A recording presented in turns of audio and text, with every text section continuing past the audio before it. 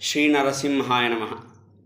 పూర్వం హిరణ్యకశిపుడు అనేటువంటి అసురుడు బ్రహ్మను గురించి గొప్పగా తపస్సు చేసి త్రిలోక విజయత్వము, అలాగే ఆకాశంలో, భూమిపైన, లోపల, బయట బ్రహ్మచేత సృష్టించబడిన ప్రాణుల చేత, ఆయుధాల చేత, వేటి చేత కూడా మృత్యువు రాకున్నట్లుగా వరము పొంది త్రిలోకాలను గెలిచి తనకు తానే దేవుడిగా చెప్పుకొని అహంకరించి ఉండేవాడు. ప్రకృతికి విరుద్ధంగా ప్రవర్తించాడు. సజ్జనావళికి కంటకప్రాయమయ్యాడు. ఆ హిరణ్యకశిపుకి కుమారుడే ప్రహ్లాదుడు. పరమ వైష్ణవుడు, విష్ణుభక్తుడు. విష్ణునామాన్ని తప్ప అన్యాన్ని ఉచ్చరించనివాడు. విష్ణుద్వేషేణ హిరణ్యకశిపుకు కంటకంగా మారాడు ఈ కుమారుడు. ఎలాగైనా తన కుమారుని చేత విష్ణుద్వేషాన్ని కలిగించాలి, విష్ణుభక్తి పోగొట్టాలి అని శతవిధాల ప్రయత్నించాడు. ఏనుగులతో తొక్కించాడు, సముద్రాల్లో పరవేశాడు, కొండలపు నుంచి కిందకు త్రోశాడు, పాముల చేత కరిపించాడు, విషాన్ని ఇప్పించాడు. అయినా ఆ బాలకుడు హరిభక్తిని వీడలేదు. హరిభక్తి వల్లే తాను బ్రతికాలని నిరూపించాడు. చివరికి హిరణ్యకశిపు ఆ భగవంతుడైన హరిని చూపమని గద్దించినప్పుడు, హరి సర్వవ్యాపి, ఇక్కడ అక్కడ అని వెతకకు, సర్వత్రా వ్యాపించినవాడు అని చెప్పాడు.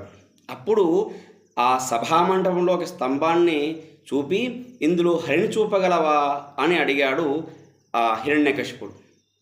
నిస్సంశయంగా హరి ఉన్నాడు అని విశ్వాసపూర్ణంగా నమ్మి ఉన్నాడు అని చెప్పాడు ఆ ప్రహ్లాదుడు. స్తంభాన్ని అరచేత్తో చరచగానే స్తంభం విరగి నరసింహస్వామి బయటికి వచ్చాడు. భూమ్యాకాశాలను నిండినటువంటి అవతారం. చూడ్డానికి మనిషి కాదు, మృగము కాదు, సగం మృగం సగం మనిషి. బ్రహ్మ సృష్టి కాదు, ఆయుధాలే లేవు, అలాంటి ఒక రూపం కనపడ్డది. సంధ్యాకాలం లీలామాత్రంగా ఆ హిరణ్యకశిపును 2 చేతులతో ఎత్తి గడప మీద కూర్చున్నాడు. భూమి మీద కాదు, ఆకాశంలో కాదు, లోపల కాదు, బయట కాదు.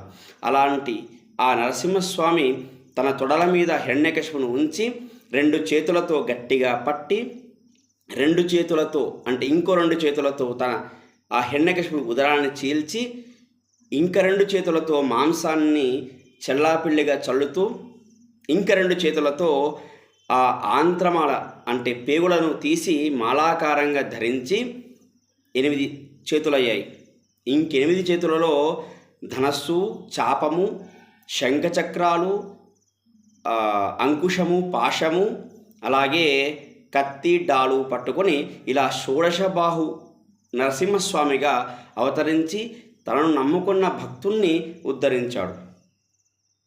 ఈ కథను విన్నను చదివినను సకల భయాలు తొలగుతాయని భాగవతంలో వ్యాసుల వారు ఫలశ్రుతి రాశారు.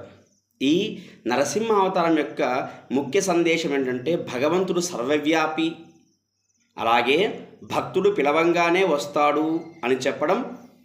ఇంకొకటి, శుక్రశోణిత సంయోగం చేత భగవంతునికి జననం లేదు, అతనికి తల్లిదండ్రులతో సంబంధం లేదు, ఎక్కడైనా ఆవిర్భవించగలడు అని చెప్పేటువంటి ఆ భగవంతుని అస్తిత్వాన్ని చెప్పేదే నరసింహస్వామి చరిత్ర.